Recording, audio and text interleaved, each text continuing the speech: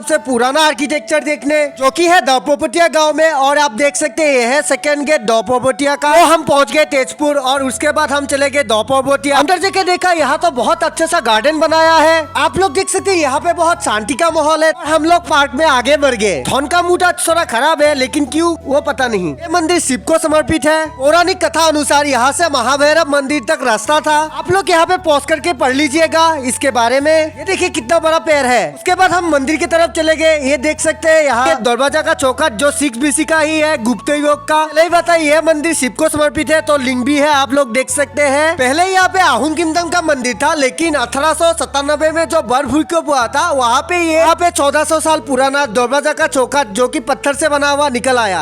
अब थोड़ा गार्डन घुमाते हैं। आप लोग देख सकते हैं ये है रेड चंपा। गुलाब का भी प्लान लगाया है। कितना सुंदर सुंदर डिजाइन बनाया आप देख सकते हैं। ये डिजाइन मैं घर में जरूर ट्राई करूंगा। तो जी लो अब थोड़ा फोटोशूट कर लेते